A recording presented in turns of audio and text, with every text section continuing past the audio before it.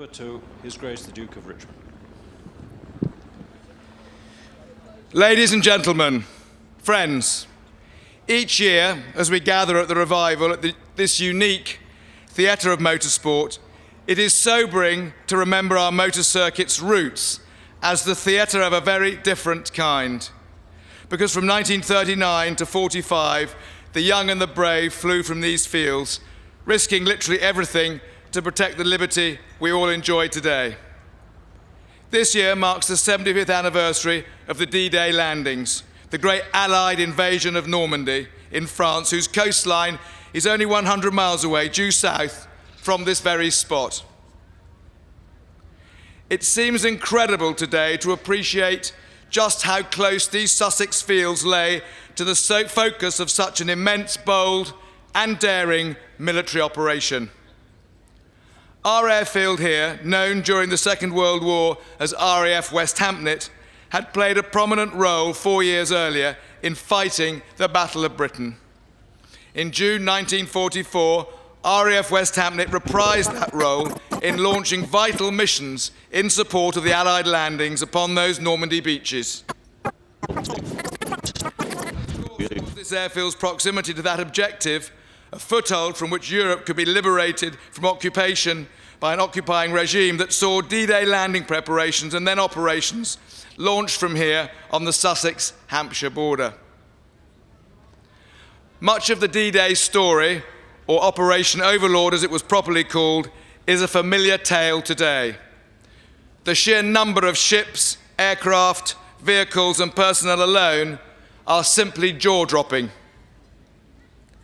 More than 6,900 ships carried the attacking surface force across the English Channel, many having sailed from such local harbours as Chichester, Shoreham, Newhaven, Littlehampton and Portsmouth. Many more sailed much, much further, even from the Clyde in Scotland and Belfast in Northern Ireland. Almost every major road, farm, and yes, even our Goodwood horse race course had been jam-packed for weeks before with mass military formation poised for embarkation. Magnificently executed diversion plans still led the enemy to believe that Kent would be the launching point, with the area around Calais the target. In fact, this part of England, right here, became the shaft of that arrow. The assembly areas inland were known as sausages, and they were sausages with quite some filling. King George VI inspected the 27th Armoured Brigade in Petworth Park. General Eisenhower, the Supreme Allied Commander, was in a tent at a site codenamed Sharpener, 15 miles from here near Southwark House, just inland of Portsmouth, where Naval Commander Admiral Bertram Ramsay's HQ occupied the house itself. Admiral Ramsay had been the genius organiser who in 1940 directed the successful Dunkirk evacuation. Now he was one of the masterminds behind Europe's liberation. General Montgomery was nearby at Broomfield House. A vast Canadian Forces sausage was on the A3 road, down which many of you I'm sure will have driven today, at Bramshot Chase. American forces were just about everywhere. Southampton water was packed with invasion shipping. Southampton's approach roads choked with trucks, tanks, ducks, artillery, and even more men of war. Chichester Harbour was just the same. The majority of fighter aircraft giving close cover over the beaches were based in our local Tangmere Sector A. Tangmere Aerodrome being just 2 miles east of here, with our airfield as its supporting satellite.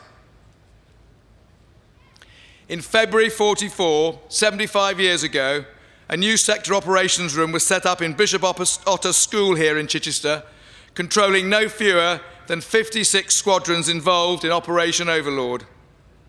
Amongst them were squadrons of Hawker Typhoon ground attack aircraft based right here at RAF Westhampton. And from here, those Typhoon squadrons flew 4 missions, each in support of the landings on June the 6th. Those aircraft were hefty, husky, single-seaters. They were descended from the Battle of Britain Hurricane fighter, but they were bigger, beefier, faster, airborne Formula One indeed. When 36 Typhoons took off in formation from this grass aerodrome, their supercharged 24-cylinder Napier Sabre engines were at full throttle, each one bellowing out 2,100 horsepower. They streamed southbound out of here throughout that long, long June day. Rather inappropriately, a group of Chichester residents wrote to the War Ministry to complain about the noise. Regrettably, that can still happen today. Each one of those Hawker Typhoons, fully laden, weighed 6 tons, and when it rained on our Goodwood grass, the risk was that they would sink into the soft soil. To prevent that happening, concrete dispersal pans were laid to provide sound parking, and those dispersal pans were linked with a proper perimeter track. And in 1948, my grandfather developed that track to become our Goodwood motor circuit, which, of course, is why we're all here in the first place. With no flying 1944 Typhoon surviving today, we can only imagine what it must have been like for those young pilots from here and from so many other local airfields flying their Typhoons into battle. One local pilot, squadron leader Des Scott, wrote of his first experience flying the Typhoon. He described how she roared, screamed, groaned and whined, but came through her test with flying colours. We were soon back down where I turned off the petrol supply cock. With a spit, a sob and a weary sigh, her great three-bladed propeller came to a stop. So that was it. I was drenched in perspiration and tired out. A different level of bravery indeed. Back to June the 6th and aboard the Canadian destroyer Algonquin, moored already in the Solent, the captain and executive officer saw half a dozen rats suddenly scurry across its deck and jump overboard. Hardly the kind of omen either wished to see, but their ship survived. Parachute Force Brigadier James Hill farsightedly warned his troops, "Gentlemen, despite your excellent training and orders, do not be daunted if chaos reigns. It undoubtedly will." Indeed, Operation Overlord, the D-Day landings, was not accomplished without loss. But by nightfall, on June the 6th, 1944, the initial force was ashore. They had their foothold, and over the following days, weeks and months, that immense, stupendous, incredible feat of arms would finally prevail. And today, on the War Memorial in Bayeux Cemetery, Normandy, this telling inscription referencing William the Conqueror's Norman invasion of Britain in 1066, simply says it all. We, once conquered by William, have now set free the conqueror's native land. Ladies and gentlemen, our forefathers achieved that aim. Today, at this Sussex site, which contributed so much, please join me in recognising their daring, their skill, their courage, their commitment, and their sacrifice, and in celebrating their simply staggering feat of arms. Thank you very much.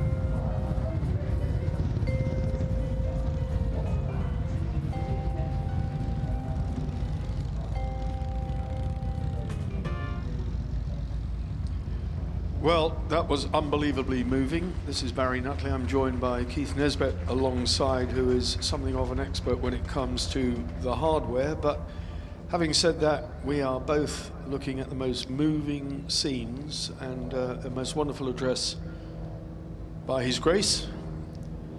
And the weather here could not be better. June the 6th, 1944 will live in the memory of so many people. It is 4 months before I was born. But nonetheless, it's in everyone's memory. It's something we were taught about at school. It's something we commemorate and remember, Keith, every year. It's a fair statement?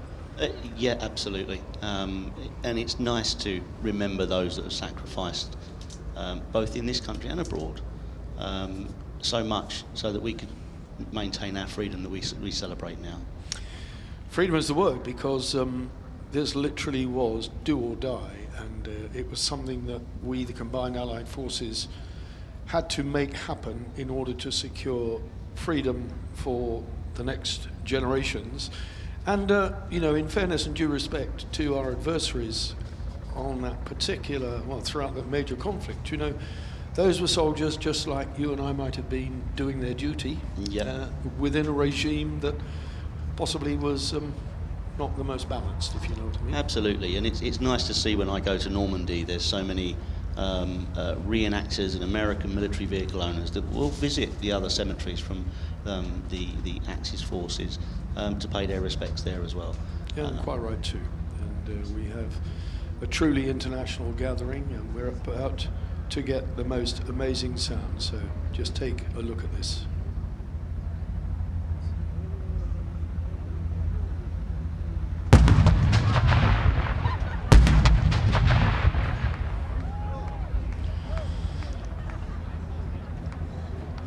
You would not want to be on the receiving end of that, Keith, would you? Whatever No, you're in or on. they were the cannons from HMS Devonshire, and which was famous in its own right for taking the Norwegian family, royal family, away from the conflict. And as this parade moves off, it's the Ducks in the lead. They're not going to be breaking any lap record, should we say?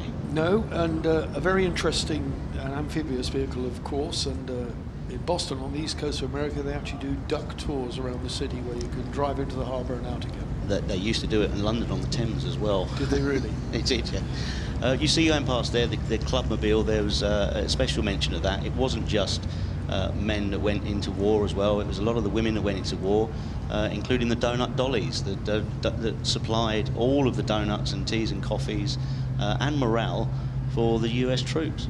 Keith, when you look at the hardware, the variety of hardware, the sheer volume we have here today, never mind the volume to supply a national war effort, the nation must have pulled together unbelievably in the production, in the factories and everything else. Well, it's everybody in the nation. It's not just particular elements. You had where people the railings were taken down because they needed more metal to build the vehicles.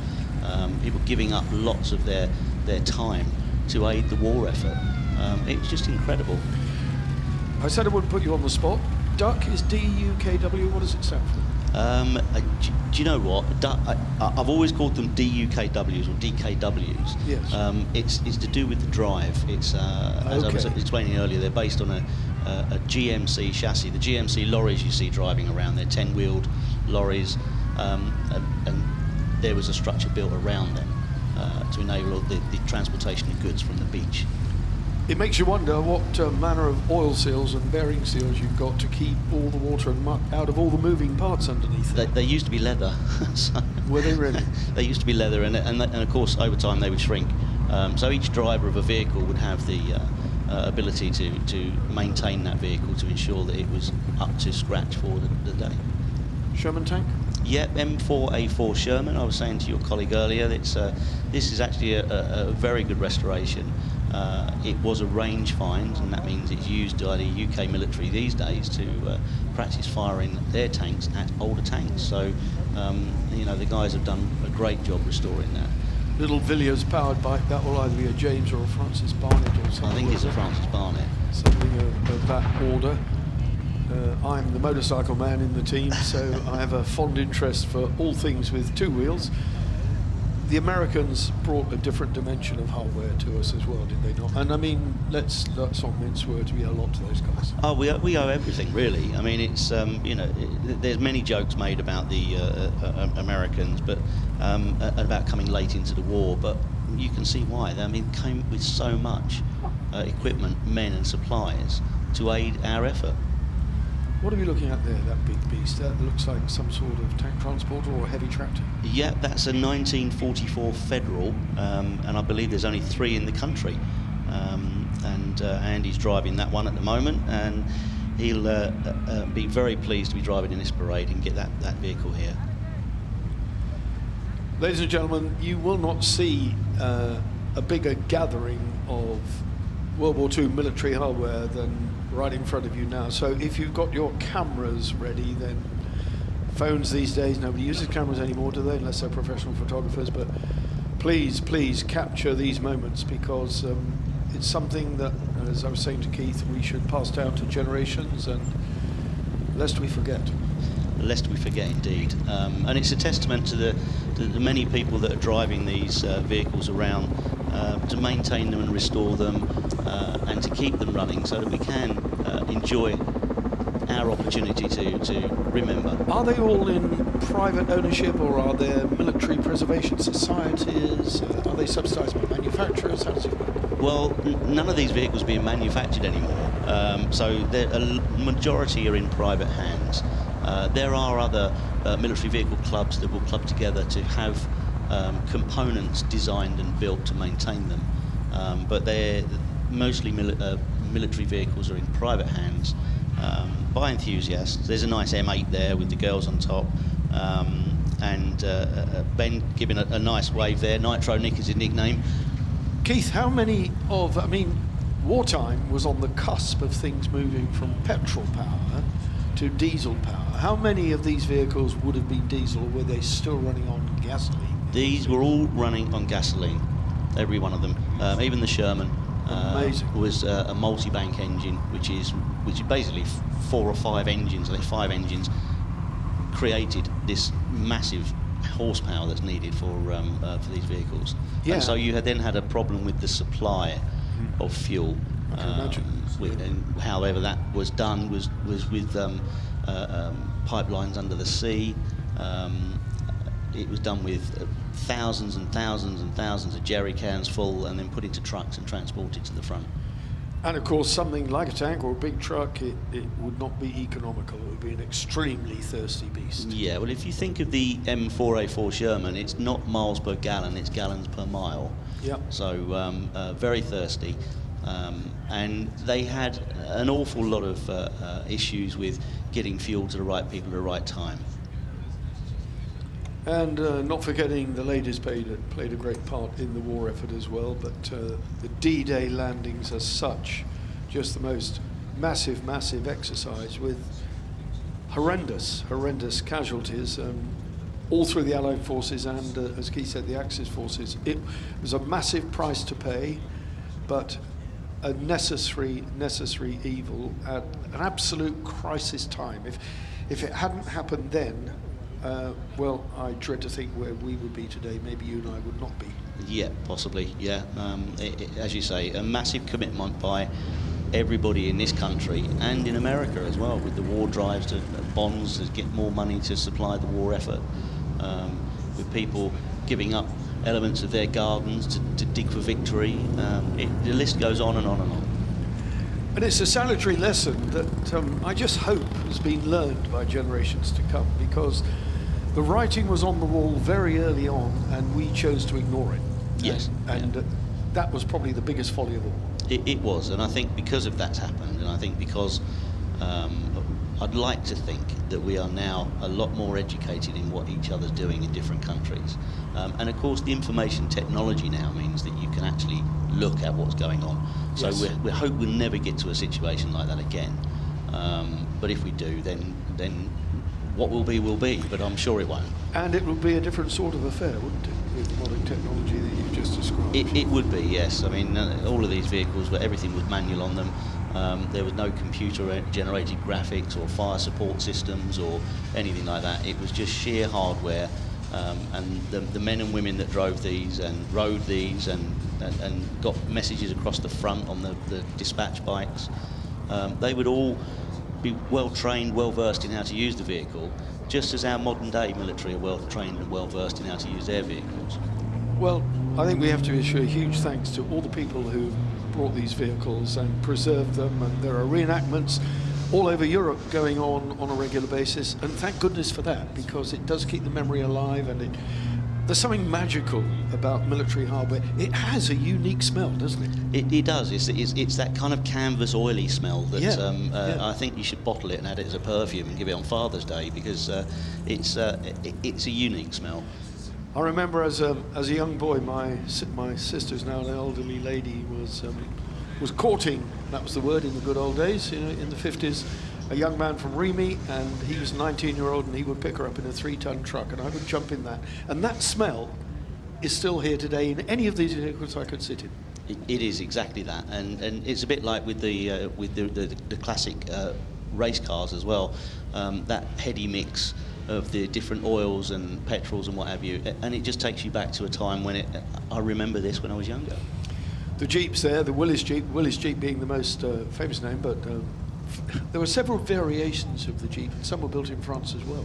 There were, yeah. We have, in the parade today, we've got GPA, which is like the smaller ducks, and the Willys Jeep, Willys had the contract, Ford then had an additional contract with it, and they're very interchangeable. All the parts are interchangeable. So if you lift the bonnet on one of these, you may find that it's got a Willys engine, but it's actually on a Ford chassis. It's like a community Jeep. It was used very much to get messages to the front, and very much to transport personnel backwards and forwards between headquarters, etc.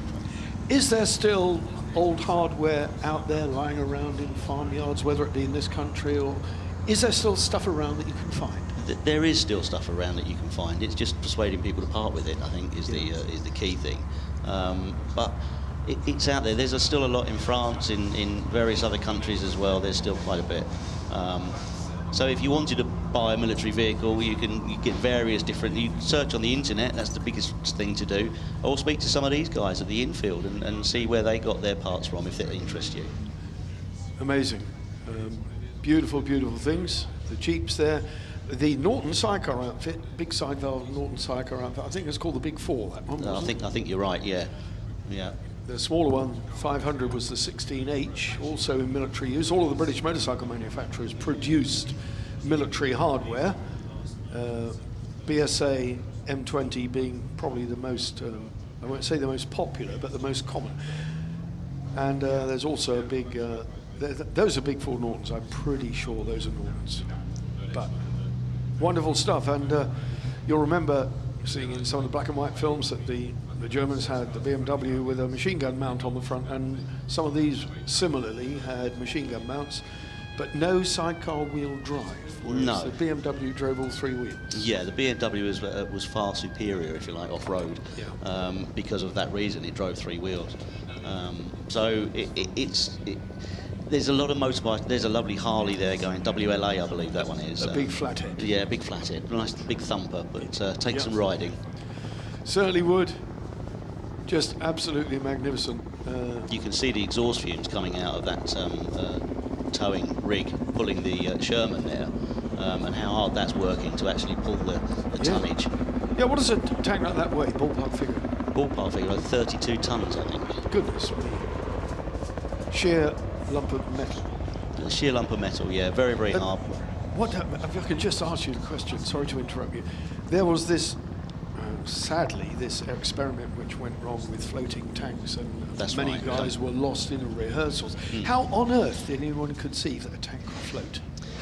Well, I think it was all to do with the water displacement, and we'll build a balloon around it and just displace the water, and that enables them to float sufficiently to get them from the landing craft that they were on to the beach. But as you rightfully say, some were sunk without trace. And they were caught with their trousers down practicing. Absolutely, yeah. By e-boats, yes. Which was a dreadful, dreadful. Yes, that was Salt and Sands, I believe. Indeed it was. Yeah. Slapton. Slapton, sorry, yes, Slapton Sands. And there's a Sherman tank down there on the plinth. That's right, yeah. Go down that way.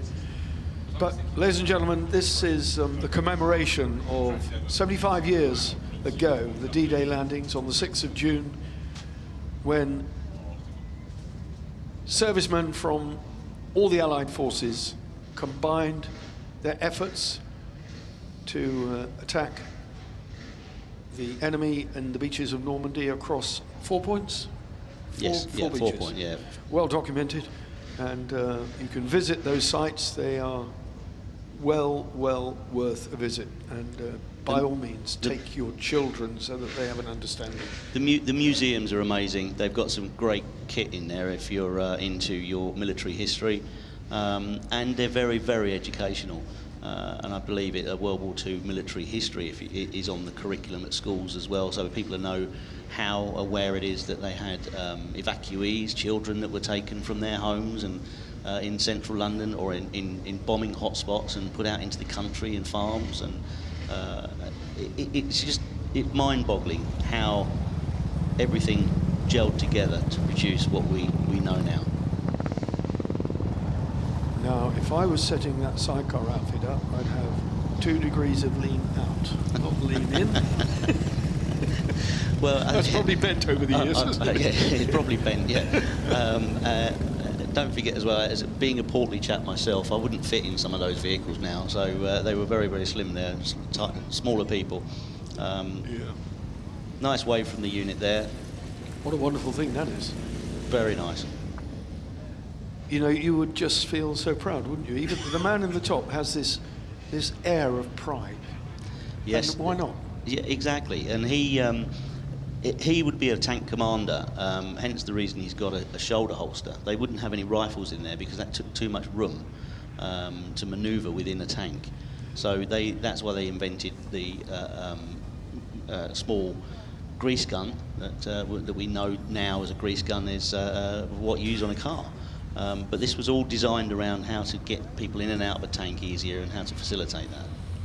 Magnificent, and no better weather conditions. Ladies and gentlemen, put your hands together, please, for this commemoration of 75 years of D-Day.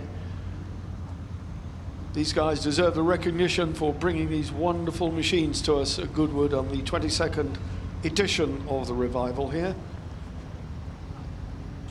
I am always very moved in things military and things historic that took place in and around my lifetime, and I think that's only natural, isn't it?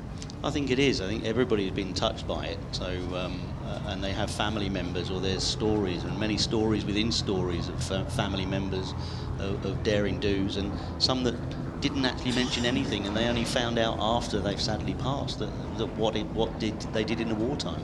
Well, I have exactly that situation, and I know what my mother did, and I know what my father did, so that makes me all the more respectful of these boys and girls and everything we're seeing before us. Wonderful, wonderful pieces of kit.